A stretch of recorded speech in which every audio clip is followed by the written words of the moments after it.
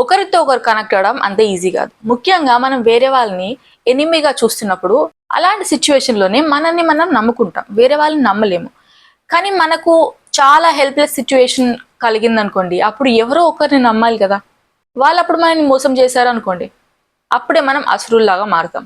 అందుకే సొసైటీలో దేవుళ్ళు అసురులు ఉంటారు. ఈ డిస్కషన్ కృష్ణుడు 16వ చాప్టర్ భగవద్గీతలో చెప్పారు. కానీ మనం ఈ చాప్టర్లో దేవుళ్ళ గురించి మాత్రమే డిస్కస్ చేసుకోబోతున్నాం. ఈ దేవుళ్ళు అనే బీయింగ్స్ బయట ఉండరు, లోపల ఉంటారు. అంటే మనం కలేజా సినిమా ఆల్రెడీ చూసే ఉంటాం కదా. So without any further delay, let's get in to the video. Hi, my name is Harshita and welcome back to the channel. Before getting to the video, అడగందే అమ్మాయినా అన్నం పెట్టదన్నట్టు నేను అడిగిన ప్రతిసారి మీరు సబ్స్క్రైబ్ చేసుకుంటున్నారే తప్ప అడగకపోతే చేసుకోవట్లేదు. సో ఈ ప్రాసెస్ ఖచ్చితంగా ప్రతి వీడియోలో చెప్పాల్సి వస్తుంది, చెప్తాను మీకోసం. మీకు ఈ వీడియో నచ్చితే లైక్ చేయండి, సబ్స్క్రైబ్ కూడా చేయండి. సబ్స్క్రైబ్ ఎలా చేసుకోవాలి?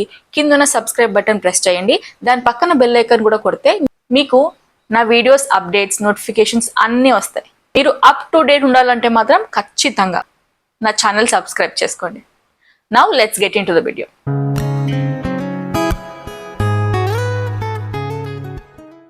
ఈ దేవతలు అసురులు అనే వర్డ్స్ వేదాల్లో ఉన్నాయి.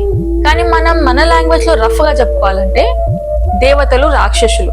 బట్ కృష్ణుడు ఈ వర్డ్స్ ని డిఫరెంట్ గా రెఫర్ చేశారు. దేవుడు అనేవాడు రియాలిటీని యాక్సెప్ట్ చేస్తాడు, రాక్షసుడు అనేవాడు చేయడు. ఈ దేవుడు రాక్షసుడు అనే కాన్సెప్ట్ కృష్ణుడు సూపర్ న్యాచురల్ టర్మ్ లాగా చూడలేదు. అసురులు ఈ లిటరల్ అండ్ మెజరబుల్ థింగ్స్ లో ట్రాప్ అవుతారు. కానీ దేవుళ్ళు మాత్రం నాన్ మెజరబుల్ థింగ్స్ ని అప్రిషియేట్ చేస్తారు. ఎవరైతే ఈ బాడీ నుంచి బియాండ్ గా చూడలేరో వాళ్ళకి హోప్ ఆఫ్ ఫ్రీడమ్ కూడా లేదు. అర్జున, దేవతల్లా ఆలోచించే వాళ్ళు చివరికి విముక్తి పొందుతారు, అసురుల్లా ఆలోచించే వాళ్ళు శాశ్వతంగా చిక్కుకుపోతారు. భయపడకు, నువ్వు దేవతల్లానే ఆలోచించు. మనము దేవుళ్ళని బిలీవర్స్ గా, అసురులని నాన్ బిలీవర్స్ గా చూస్తాము. సరే, దేవుళ్ళని బిలీవర్స్ గా చూస్తున్నాము, అది సింపులేనా? కాదు. దేవుళ్ళు బిలీవ్ చేస్తున్నారు, కానీ ఎక్స్పీరియన్స్ చేస్తారా? నమ్మడం అనేది ఒక కాగ్నిటివ్ ప్రాసెస్. కాన్సెప్చువల్ ట్రూత్ ని అర్థం చేసుకుంటాం. ఎక్స్పీరియన్స్ అనేది ఇమోషనల్ ప్రాసెస్. ఆ జర్నీ హెడ్ నుంచి హార్ట్ వరకు చేరుతుంది. అలా మనం ఎక్స్పీరియన్స్ చేయాలి అని అంటే inner journey yoga, outer journey యజ్ఞం రెండు చేసి ఉండాలి. అర్జున, ధ్యానంతో తమని తాము శుద్ధి చేసుకునేవారు నన్ను కోరుకుంటారు, నాలో ఆశ్రమం పొందుతారు, కోరిక, భయం, కోపం నుండి విముక్తి పొందుతారు. 20,000 years ముందు సన్యాసులు యోగాని చేసేవాళ్ళు. యజ్ఞానికి పెద్ద ఇంపార్టెన్స్ ఇచ్చేవాళ్ళు కాదు. పెళ్లి మానేసి ఎవరితో ఎంగేజ్ అవ్వకుండా ఇన్ఫినిటీ కాన్సెప్ట్ ని నమ్మి తపస్వి అయ్యేవాళ్ళు. పురాణాల్లో రివర్స్, దేవతలు యజ్ఞాలు చేసేవాళ్ళు, తపస్సులు చేసేవాళ్ళు కాదు. ఈ అసురులు దేవుళ్ళు ఇద్దరు కూడా బ్రహ్మకి పుట్టిన వాళ్ళే. ఇంద్రుడు దేవతల లీడర్, ఇన్నర్ పీస్ జర్నీకి ఎప్పుడు కూడా కమిట్ అవ్వలేదు. అతను ఈ యోగాకి, యజ్ఞానికి చాలా భయపడేవాడు. అలా చేసే వాళ్ళని శత్రువులుగా చూసేవాడు. యజ్ఞం చేసే రాజుల దగ్గర నుంచి గుర్రాల్ని దొంగలించి యజ్ఞాన్ని ఆపేవాడు. అలాగే యోగా చేసే వాళ్ళని కూడా భంగం చేయడానికి అప్సరసల్ని పంపేవాడు. అసురులు మాత్రం తపస్సు చేసి బ్రహ్మ దగ్గరికి వెళ్లి వరాలు పొందేవాళ్ళు, ఇంద్రుణ్ణి ఓడించాలనుకునేవాళ్ళు. దేవుళ్ళని అభద్రతా జీవి అంటారు, అదే అసురుల్ని కోపంతో ఉన్న జీవులు అంటారు. వీళ్ళిద్దరు కూడా హాఫ్ బ్రదర్స్. దేవుళ్ళు అసురులకి భయపడేవాళ్ళు, అసురులు దేవతల్ని హేట్ చేసేవాళ్ళు. వేదాల్లో దేవుళ్ళు, రాక్షసులు ఇద్దరు కూడా సెలెస్టియల్ బీయింగ్స్. కానీ పురాణాల్లో వాళ్ళిద్దరు శత్రువులు. ఆ తర్వాత అది గుడ్ అండ్ ఈవిల్ లాగా మారిపోయింది. పురాణాల్లో పాల సముద్రం చిలికిన ఇద్దరికి కూడా బహుమతి మాత్రం దేవుళ్ళకి. ఎవరు హ్యాపీ అయ్యారు? దేవుళ్ళు హ్యాపీ అయ్యారు, అసురులకి ఏం రాలేదు. విజువల్ గా అసురులు విలన్స్, నెగిటివ్ ఇంపాక్ట్, దేవుళ్ళు హీరోస్, పాజిటివ్ ఇంపాక్ట్. మనం ఈ కాన్సెప్ట్ లో ఏం చూడాలి? ఈ దేవుళ్ళు, అసురులు అనేవాళ్ళు మన ఇమోషన్స్. అవి మన ఇన్నర్ అండ్ అవుటర్ జర్నీని కంప్లీట్ అవ్వకుండా పోటీ పడుతుంటాయి. పురాణ స్టోరీస్ టిపికల్ గా ఎలా స్టార్ట్ అవుతాయి? ఇంద్రుడు ఈ యజ్ఞానికి పెద్ద అటెన్షన్ ఏమి ఇవ్వడు, కానీ అసురుడు మాత్రం తపస్సు చేసి బ్రహ్మ దగ్గరికి వెళ్లి వరం పొందుతాడు. అలా దేవుళ్ళ మీద అటాక్ చేస్తారు. డిఫెండ్ చేసుకోవడానికి దేవుళ్ళు స్వర్గం నుంచి బయలుదేరుతారు.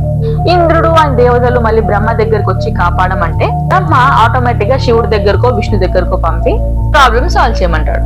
అందుకే మన వేదిక్ టైంలో యజ్ఞం మాత్రమే కాకుండా తపస్సు కూడా ఉండాలని చెప్పి పూజ అనే కాన్సెప్ట్ క్రియేట్ చేశారు. బయట దేవుణ్ణి చూస్తూ మనలో ఉన్న దేవుడితో పూజ చేస్తాం. బ్రహ్మ వరాల కోసం అసురులు, హెల్ప్ కోసం దేవుళ్ళు. అసురులు బ్రహ్మ కోసం రారు, వాళ్ళ పొసెషన్ కోసం, దేవుళ్ళ ఇన్సెక్యూరిటీతో ఆడుకోవడానికి, విజ్డమ్ కోసం వస్తారు. కానీ దేవుళ్ళు బ్రహ్మ మీద ఇంట్రెస్ట్ ఉన్నా కూడా ఆ దేవుళ్ళు మాత్రం వాళ్ళ ఇన్నర్ జర్నీని కంప్లీట్ చేయలేరు. ఇదే రిపీట్ అవుద్ది. మళ్ళా స్వర్గానికి వచ్చిన ఇంద్రుడు, దేవతలు అదే ఓల్డ్ మెథడ్ లో మెటీరియలిస్టిక్ థింగ్స్ కి వాల్యూ ఇస్తూ ఫీల్ అవుతూ ఈ వరల్డ్ లో సక్సెస్ఫుల్ పర్సన్స్ మేమే అని ఫీల్ అవుతారు. అలా బిహేవ్ చేస్తారు. దీన్ని బట్టి మనకేం అర్థమైంది? దేవుడి గురించి మనం బాధలో ఉన్నప్పుడు మాత్రమే గుర్తు చేసుకుంటాం. మంచి టైమ్స్ లో దేవుడిని మర్చిపోతాం. God is all about their own fortune, not everybody's fortune. దేవుడు మన లోపల లేకుంటే ఇంకెక్కడ ఉంటాడు? అసురులు సక్సెస్ కోసం స్ట్రైవ్ చేస్తే దేవతలు ఆల్రెడీ ఆ సక్సెస్ఫుల్ డ్రైవ్ కోసం అసురులు తపస్సు చేస్తారు. ఓడిపోతామని భయంతో దేవుళ్ళు బ్రహ్మ దగ్గరికి పరిగెడతారు. అసురులు మాత్రం నాకు ఎవరు హెల్ప్ చేయలేరు అని ఫీల్ అవుతారు. కానీ దేవుళ్ళు మీకు తెలిసిందే బ్రహ్మ దగ్గరికి పరిగెడతారు. మన లాంగ్వేజ్ లో చెప్పాలంటే అసురులు ఆత్మ మీద నమ్మకం వాళ్ళకి ఉండదు. దేవతలు పరమాత్మని నమ్ముతారు. గీతలో కండిషన్స్ ఆఫ్ అసుర ఈస్ వెరీ బ్రూటల్. అంటే ఇప్పుడు మనం ఉన్న వరల్డ్ ఉంది కదా, ఎలా చూస్తున్నాం మనం వరల్డ్ ని? అదే అసురుల ప్లేస్ అంట. అంటే గ్రేట్ వాల్యూ ఎవరికి ఉంది? నువ్వేం అచీవ్ చేసావు, నీకేముంది, ఎంతుంది అని చూసే వాళ్ళకి వాల్యూ ఎక్కువ. అర్జున, అసురులు ఏం చేస్తారంటే, నేను ఇది పొందాను, నా డిజైర్ సాటిస్ఫై అయ్యింది, నా శత్రువుని డిస్ట్రాయ్ చేశాను, ఎన్ని వేషాలు వేసి అయినా వారిని నాశనం చేస్తాను, నేను మాస్టర్ని, నేను సక్సెస్ఫుల్, నేను స్ట్రాంగ్, నేను హ్యాపీ, నేను రిచ్, నాలాగా ఎవరూ లేరు, ఇది నా ఒక్క అడిక్షన్. ఇలాంటి డిజైర్తోనే ట్రాప్ అయ్యారు అసురులు. చాలా కావాలి, ఏది కావాలో అది నాకు రాకపోతే అందరినీ చంపేస్తాను, ఇదే డార్క్నెస్ లో బతికేస్తారు. దీని వల్ల మనకేం అర్థమైంది? జడ్జ్మెంట్, కోరిక, బట్ ఈస్ ఇన్ఫాక్ట్ అబ్సెషన్. మనకి ఈ మెటీరియలిస్టిక్ థింగ్స్ వల్ల చాలా సాటిస్ఫాక్షన్ వస్తుంది. మనం మనుషులం మన వరల్డ్ ని టెక్నోక్రాటికల్ టర్మ్స్ లోనే చూస్తాం. అన్నింట్లో మీనింగ్ చూడము, ప్లెజర్ చూస్తాం. అది మన ఫ్యూయల్ లాగా తీసుకోకుండా అడిక్షన్ అయిపోతుంది. మనకి చాలా కావాలి, చాలా కావాలి. పురాణాల్లో అసురులు పాతాళ లోకంలో ఉండేవాళ్ళు, కానీ దేవతలు ఆకాశం మీద ఉండేవాళ్ళు. కానీ గీతలో ఏం చెప్పబడింది? అసురులు నరకంలో ఉంటే దేవతలు మాత్రం స్వర్గంలో ఉంటారని. లిటరల్ గా నరకం అంటే ఏంటి? Lack of faith or hopelessness. Rage వల్ల నరకం క్రియేట్ అవుతుంది. చివరిగా తాత్పర్యం చెప్పుకుందాం.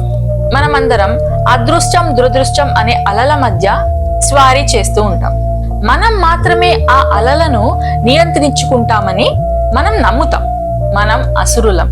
మీరు, నేను అదృష్టానికి అర్హతగా భావిస్తాం మరియు దురదృష్టానికి దేవుడి దగ్గరికి పరిగెడతాం. అప్పుడు మనం దేవుళ్ళం. మనం లోపల బయట ఉన్న ఆత్మతో ఇంకా మనం సంబంధం పెట్టుకోలేదు. So that's it for today's videos guys. Subscribe చేయడం మాత్రం మర్చిపోకండి. మనకి ఈ మంత్ ఎండ్ లోపు 1000 సబ్స్క్రైబర్స్ అయిపోవాలి. అదే మనం గోల్ గా పెట్టుకుందాం. Hope you all have a nice day guys. Bye.